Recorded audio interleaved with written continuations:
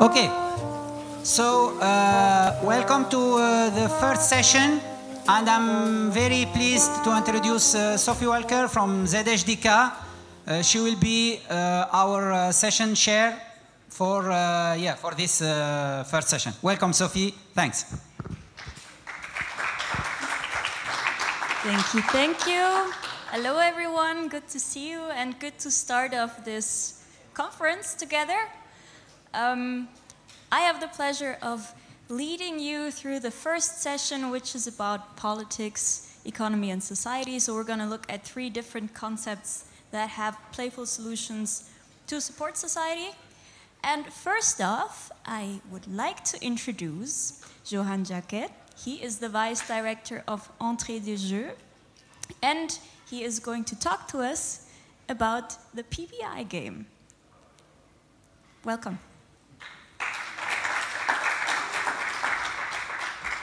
Are those microphones working as well? Is this working too? Yeah, excellent. Thank you very much, Sophie. I'd prefer being here. I'm going to move around.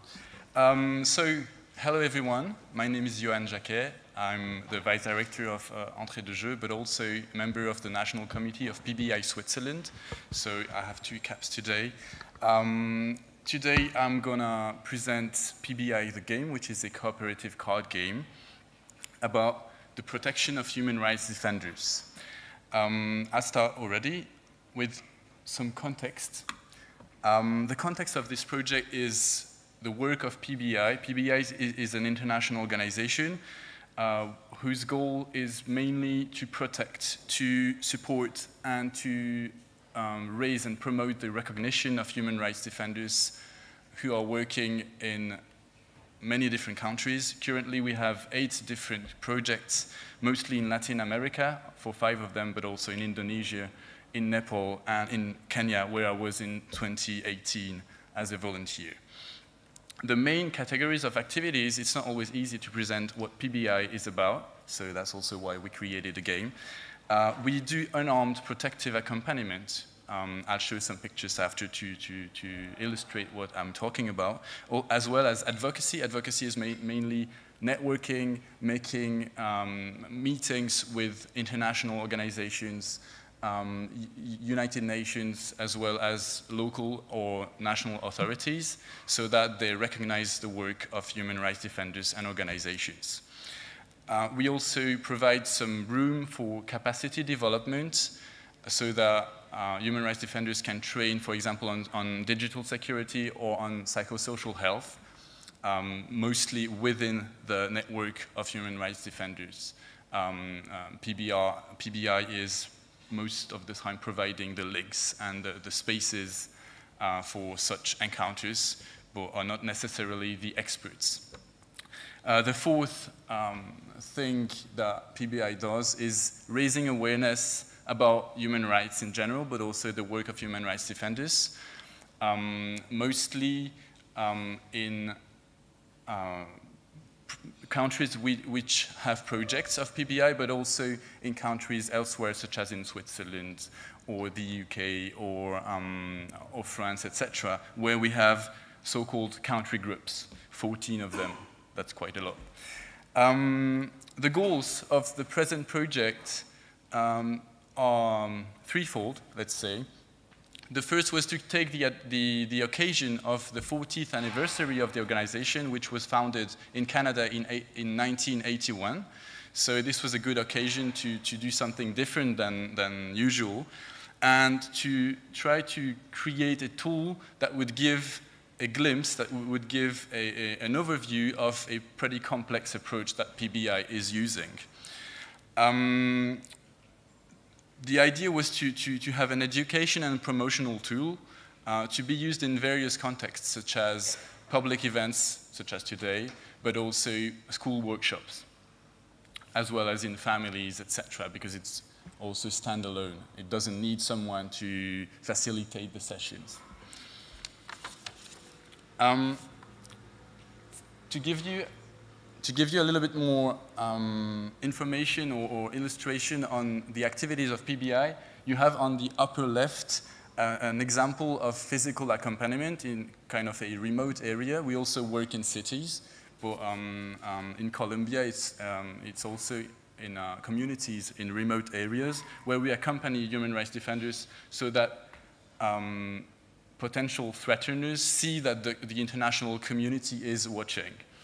The second example is an Indonesian human rights defender providing a report to a UN representative to present the situation of his community. The third is simply a stand in Germany, where some local volunteers are raising awareness on the work of human rights defenders. And the fourth is about capacity development. This is a workshop, I don't even know on which subject, but where you can see that ideas, experiences, as well as skills are shared between human rights defenders. I'll move to what we did in this project is creating a game. First, we needed some resources, material and human resources. As you probably know, for realizing a project, you need funding. We did some fundraising to many, many different actors, including PBI Switzerland that also paid part of it. We needed some cardboard, machines, and ink, which was not very easy this year because of the COVID crisis. The cardboard shortage made the launch of the game be kind of stressful because we got the games like 3 days before the launch. We needed some expertise in the field provided by PBI Switzerland, in serious games provided by mostly myself but also my colleagues, and also visual art expertise because a good game is also sometimes a beautiful game. The process shortly, because of course there are many sub-steps. We started with drafting the scenario and the general mechanics. Then we had to decide which content to put, and this is a very, it's a tricky, guys amongst you who create serious games know that we want to put everything, we want to put all the content, but if we put all the content, it becomes too complicated. So selecting is key. We also then moved to detailed game design, as well as testing, which is very important, to the graphic design, illustration, then production, along with translations, because it's an international game. So here we are, with a game that you would be able to discover at the booth, at the stand, so welcome. It's a cooperative card game from 2 to 6 players, from 10 years old, and with 2 different lengths, 30 minutes for the full version with the full gameplay, but also a 15 minutes extract from it, so that we can use it in events such as today. The goal within the game is, well, you are a PBI team and you want to win peace points, as many as possible, through completing typical activities of the field. So the idea was to reflect typical activities such as advocacy, protective accompaniment, etc., but also the principles of PBI, which are the following: international cooperation. It's an international NGO which, through its international aspect, protects human rights defenders even in very local environments, and the cooperative game is reflecting the cooperative aspect of the organization. Non-partisanship, so that means PBI does not take sides on LGBT rights compared, for example, to Amnesty International, who takes sides. In this case, we tend to not take sides on matters that are the expertise of human rights defenders on the field. We take side with protecting human rights defenders. Of course, indirectly, we take sides, but we try to stay non-partisan. The third aspect, which is pretty specific to PBI, is decision-making process that is consensus-based, and this is also the case in the game. We all have to agree what we do so that we can move forward. And the fourth is key to PBI's work, is that we only work with non-violent human rights defenders and organizations. Here you can see some examples of use. So you have a school workshop where actually someone is also providing more information about PBI, about Peace Brigades International. And we used it in several public events, such as here in Geneva. You can see some people also on the pictures, and some people are here who were on the picture. So this was a very nice example of using the short version and not only providing flyers and discussions, but also giving a glimpse of what PBI is doing on the field.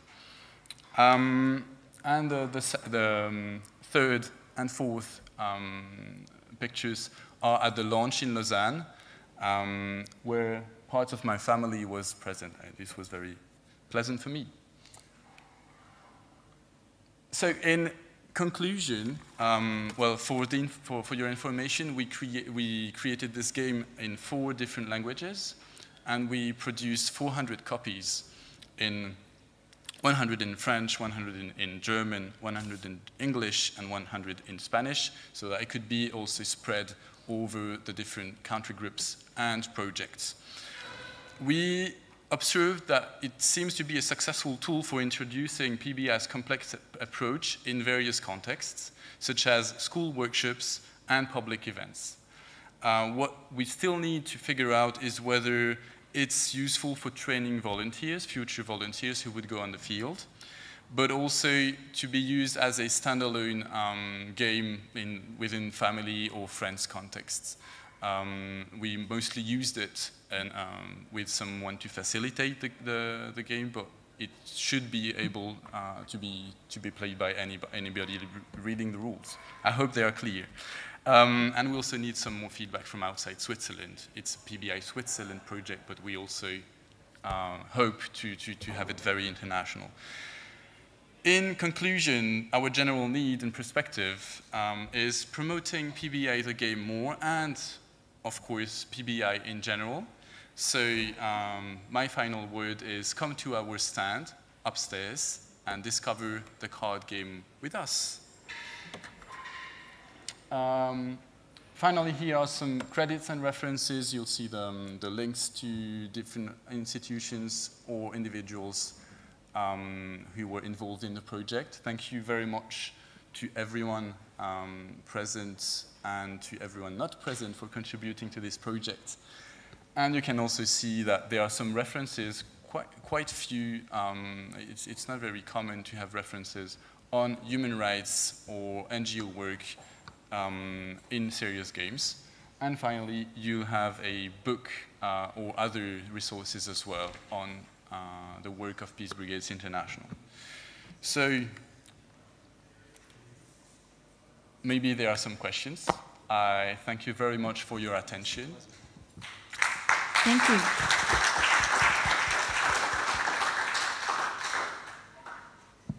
Are there questions? Yes.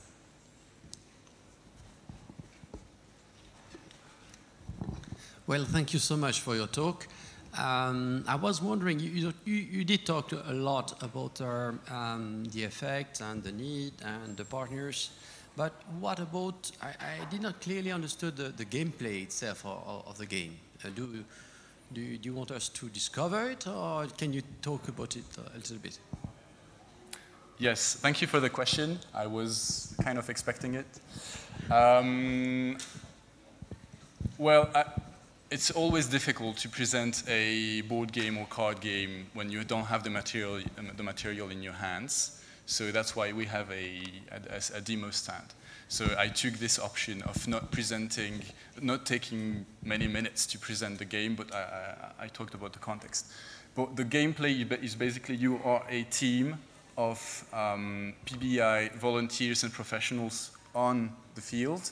Everyone has a character card everyone can do everything in terms of actions, but some have advantages in some areas and not in others. So then we tend to specialize a bit.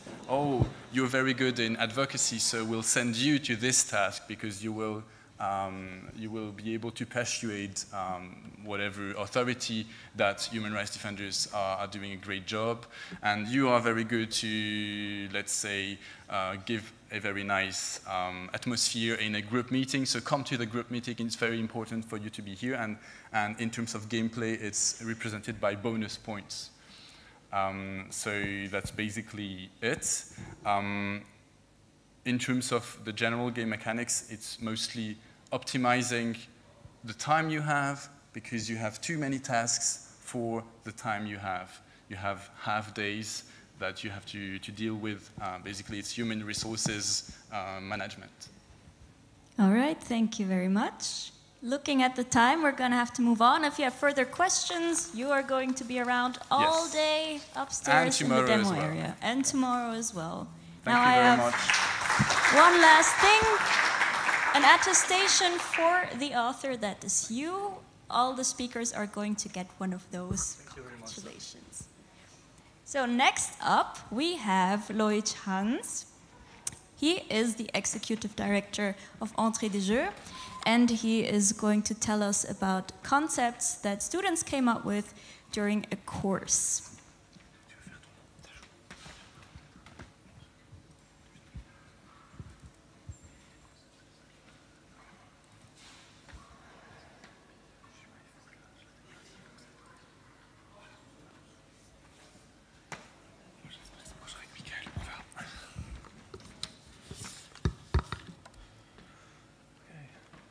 So, hello everybody. As you said, I'm Loïc Hans. I'm working for Entrée de Jeux. I'm a serious game designer and consultant yet. I give also some lectures such as this one. So does it work? No. So such as this serious game generalist program that we are going to present today. So today we are going to show you some prototypes coming from this lecture. These prototypes have been developed till February 2022. I'm too far from the microphone. Yes, it is. Yes. And through this talk, we would like to motivate you to explore different forms of game support. And we would like also to highlight that even if you are not a game designer or that's your first game project, you could start, and there are people that are here to help you with that. That's the reason why we created this lecture, so this generalist program. So let's go to the prototypes. So this is a prototype of a serious game. The author Sarah is here, so you can meet her later if you want. She has a, yeah, okay. And so this is like a playful tool designed to facilitate and enhance the visit of a fine arts museum. So briefly, the idea is you make the clock rotate. And then, so you're inside the museum doing a visit with your group. You make the needle rotate, and then, for example, you have an animal. So you choose a painting that you like, which has something to do related to an animal. Here, it's not very obvious, but you can say fishes or birds. You can ask your co-visitors, I don't know if you can say that, but so what they think about that, or if they see other animals. And then there is a second step, that is you pick a card among many cards and different families of cards. And for example, you've got this one, and so the idea is to talk about the smell that you can think about looking at this painting. So this tool is an idea to make your visit different than just walking around the museum. This is another prototype example. So this is again for museums, but this time is for a workshop about sustainable development. This game is like icebreaker, so the idea is to use this game to introduce the workshop with specialists and to make them think about their daily practice. The game is there is a first matching exercise in relation with the 17 UN Sustainable Development Goals, and then after that the players, they have to build the museum, and then they will walk through. There are two teams, and they will walk through the different rooms. And when they arrive in a room, you can see in the right picture. Then you open the room and you discover what is inside this room, and you have to pick a card with a question related to those 17 UN Sustainable Development Goals. And for example, here it's about, if it's written, it's quality education. So what do you think about that? What do you see inside these pictures that make you think about this topic? And then so that's just a tool to help you think about that, like an introduction. And then the workshop goes on without the game, and then maybe you will go around inside the museum and talk about more precise examples.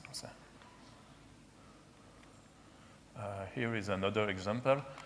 It's called Vive les Mariés. That's a kind of escape game mixed with treasure hunt. It's based on a legend of the Green Lady. That is a legend that you have in this castle of Oron that is next to Lausanne. And the idea of this game is to, I don't know if you can say that like this, but it's to make busy children during a wedding. So you have the ceremony and everything, and in parallel you can have this kind of escape game for children from 3 to 12 years old, I guess, something like this. And so it works in different, okay, in the left you can see, sorry, I'm too far. In the left you can see the different, that's the library of the castle, and it's split into different areas. And so the players we have to go through, but so they will start with at the yellow place, then orange, then red, then so they will move on like this in blocks. That's why I say it's kind of treasure hunt. But inside that you have enigmas, like you can see in the flowchart on the right, and so you will find some clues at different places, but that's at the end that everything goes together. And then, if you play well, you will help the Green Lady to find her husband and get happily married, hopefully. Yeah.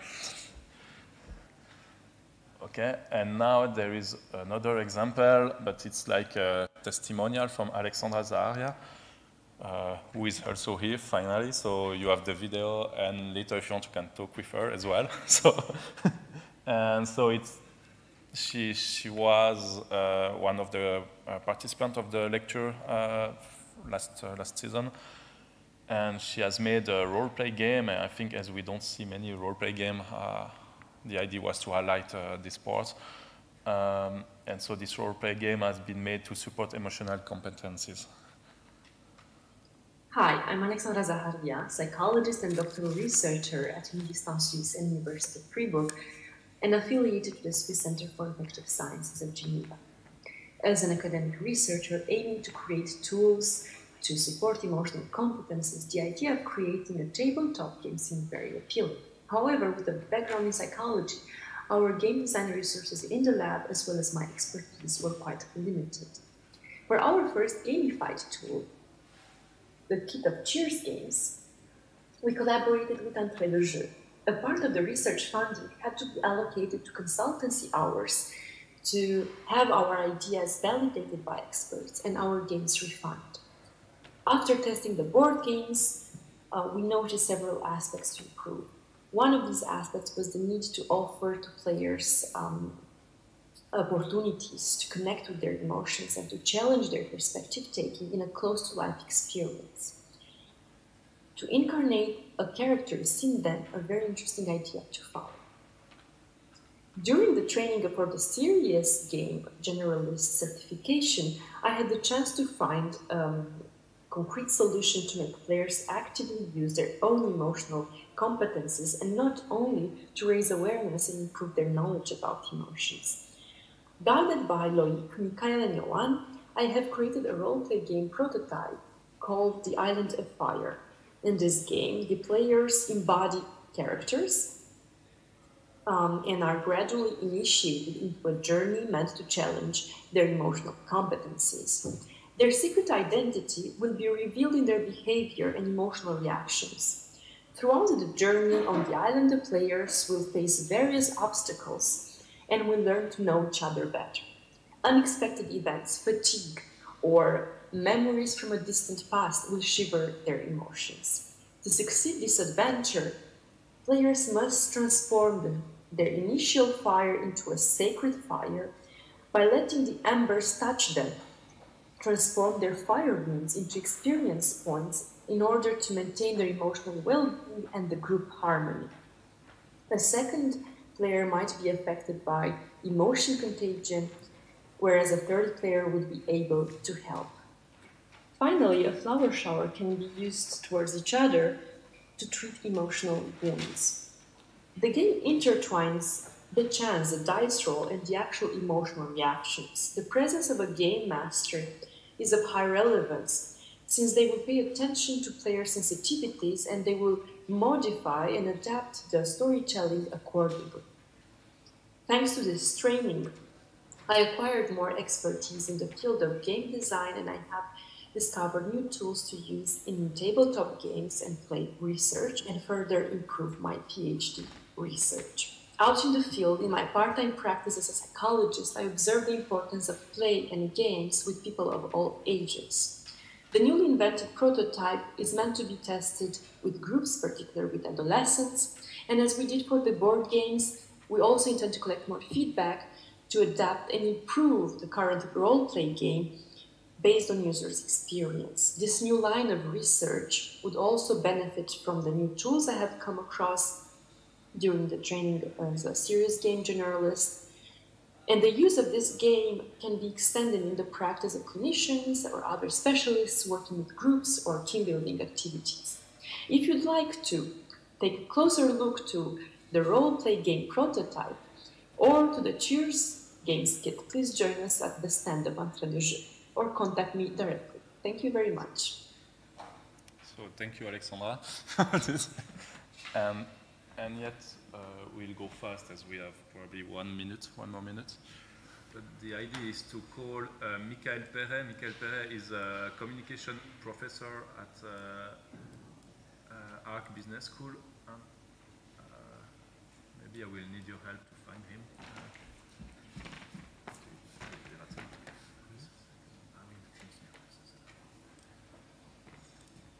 And the idea is that he will explain you just a little bit, present you this generalist program in a few words and like 2 slides. So. In 1 minute. Yeah, more or less, maybe 2 maximum. Well, I hope you can hear me. Thank you for introducing me, Loic, maybe. So those prototypes you just heard about are possible thanks to a course called the Serious Game Generalist given in Neuchâtel.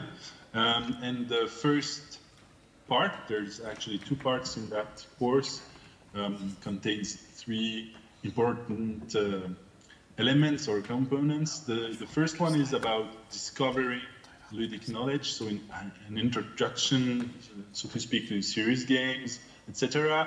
And also our main goal in that part is allowing participants to discover key resources. Where do I find serious games? On what criteria do I find them? The second part, or the second thing about that first part is allowing participants to discover and learn how to analyze these different formulas of serious games, from card and board games to role-playing games, escape games, treasure hunts, and electronic games, of course. And the final part of that first step, so to speak, is learning how to manage some sort of ludic activity or a play sequence, from knowing what to expect, organizing, and then doing and evaluating that activity you might want to do. And the second part of the program is more about game design. So that's the one that was heavily suggested or given to the participants who just showed you the different prototypes. So game design is about also a little bit of the theory with key design concepts, and then also testing some theories about game design, a little bit of gamification, of course, and then we also give in that course a lot of tools that can be used in game designing. And then after you conceive the game you want to do, then comes the realization phase, and then that's about it for that course. So at the end of that realization, you should have a prototype with that course. And if I can give a few details about that course, it's actually given in Neuchâtel. It starts in October of this year. It's actually a course that it's unique in Switzerland because it's given in University of Applied School, and it's given in French, so you won't hear my horrendous English in that course. If you come by, there's 4 sessions for each part, so 4 Fridays and afternoons and 4 Saturdays, alternating every other week. And it's from October to December for the first part, and from February to May in the second part. So you can have a certificate about serious game generalist at the end if you manage to pass the exam for the first part, and if you manage to do a prototype for the second part. And it's also, you just heard maybe earlier this morning, Johan Jacquet. We have some seasoned vets in a way, Johan Jacquet, Cisco Reale, other speakers from the school where I teach, so the University of Applied Science ARC will also give some insights, like for example, the people from the health department. So that's about it. Thank you for your attention. If you have questions, Loic will be available for any question at our stand, and don't hesitate to come to our booth for a visit and also see the latest creations or prototypes that are showcased there. Thank you for having me remote, and I wish you all a very nice GSGS. Thank you, everybody. Thank you to all the speakers. I think we made a very good use of time for questions. You're around at your stand. Yeah, I'm here for the 2 days. So. Yes. So, thank you very much. All right. Last but not least, we have Olivier Röthenauer. He is the managing director and owner of Digital Kingdom. And you cooperated with the Red Cross to do awesome things, and we want to see those.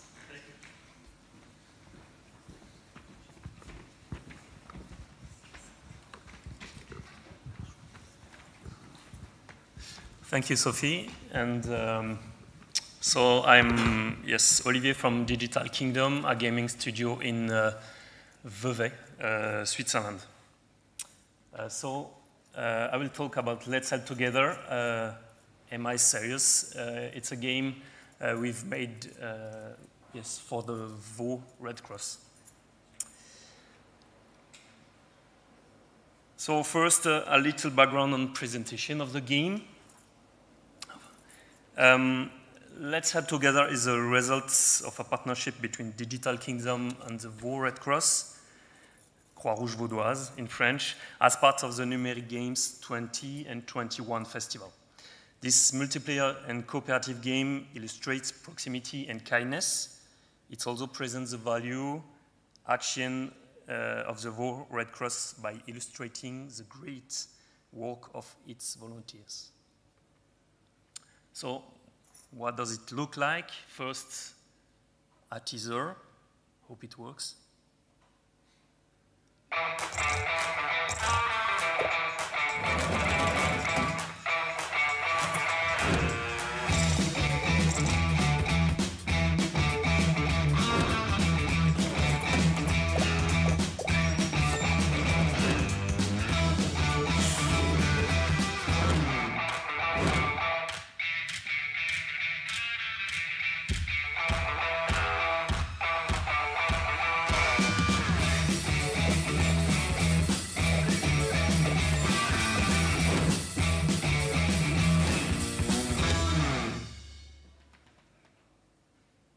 So would you like to play after this teaser?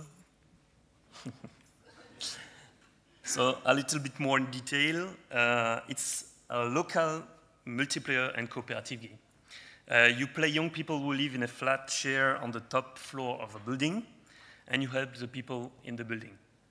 You have to manage the central elevator to dispatch the players in the building.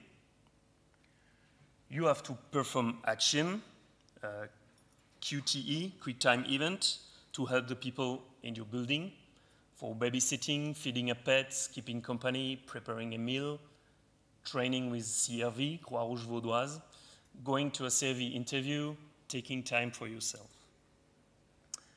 And it's an arcade game, so with short rounds, it's competitive, and it requires some skills. So that's about the game. Am I serious? So I will talk a little bit about serious games.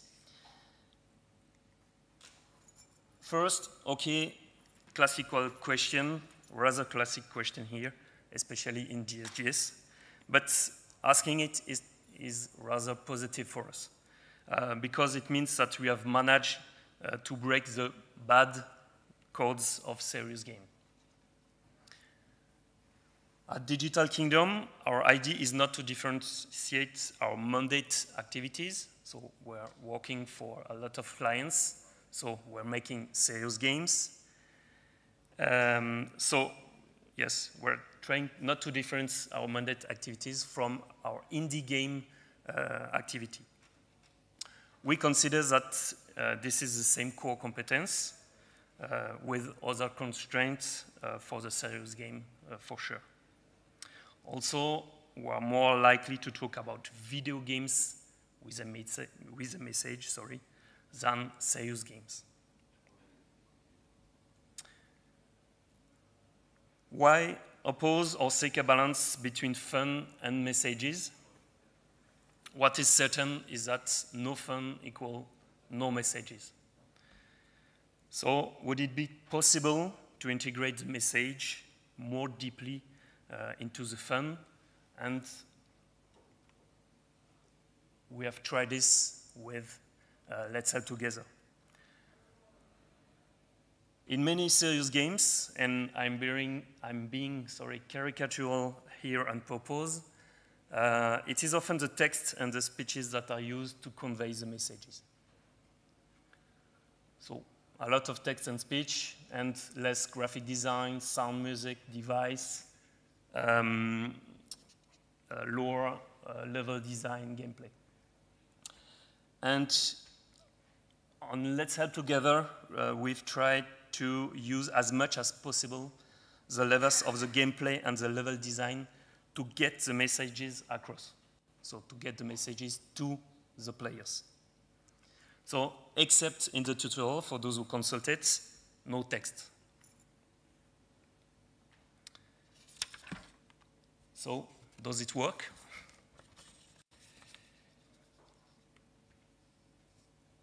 So far, we've made a lot of playtests and events with the players. Here in Numeric Games 2021, for example. At the moment, we have not done a panel study on this approach, but however, from our experience, we can say two things about this kind of approach. It works because it fits a particular use of contents, a particular use and context, Here we are in the case with a stand. It's a stand with stuff. It's a typical arcade game. It's a hook and a way to get in touch with the target audience. So it's fitted to this use and this context. But a limit is that we work with less direct messages compared to text messages. It is more lighter for the player, but more subtle to perceive. It doesn't necessarily suit everyone without support. And by support here, I mean the staff on the booth, or the stand staff.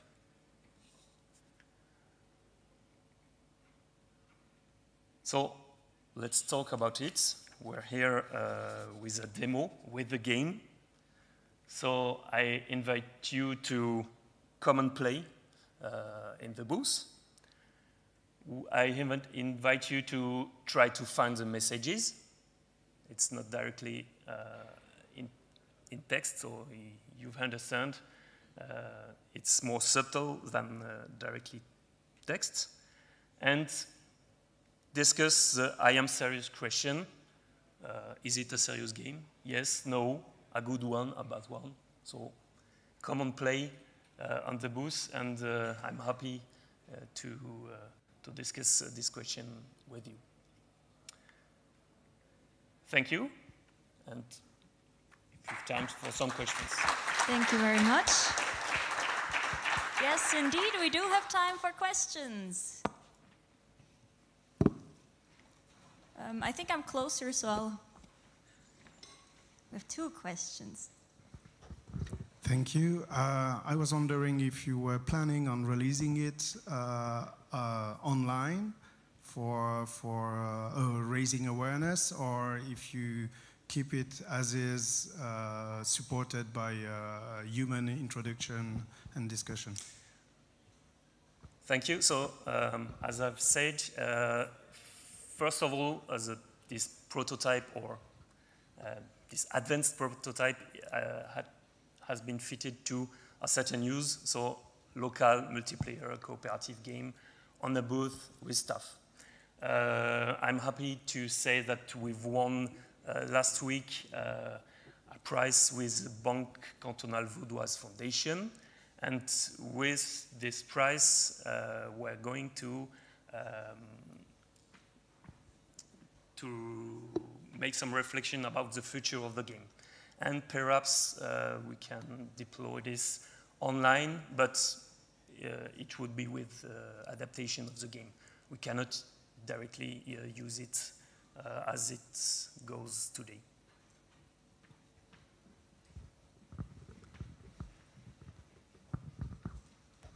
So thank you very much for your presentation. And it really put a smile on my face when you had this spider graph where you showed that many games come across as text and speech, so I can fully agree. And I was wondering, as you have it, you said your message is then rather hidden, that you want to bring across. And I was wondering, so that you said you have no text, no speech, but the message that you want to bring across is rather subtle or hidden in the game. Into gameplay, into level design, yes. And I was wondering, when playing it with, or testing the game, did you get to some surprises that the message was misunderstood or that the players misinterpreted the message? Did you also get here some really surprises where you then found out, oh, this was then not coming across as we intended? Okay, not sure that I understand the whole question, but I will try to answer. No big surprise, first, because it's, first of all, it's rather obvious that a game for Vaud Red Cross comes with something cooperative, multiplayer, cooperative, yes, I already said. And so these first basics are the gamers deal with it. Okay, so about the actions, it's more subtle, yes, right, but the more the gamers playing to the game, the more they pay attention to those messages. And it's pretty common that, okay, action to help people, action to babysitting, action to rest yourself, and comes with the global messages that we want to transmit. Okay. Yes. Okay. Thank you for your understanding. Thank you for the questions, and thanks again for the presentation. Thank you.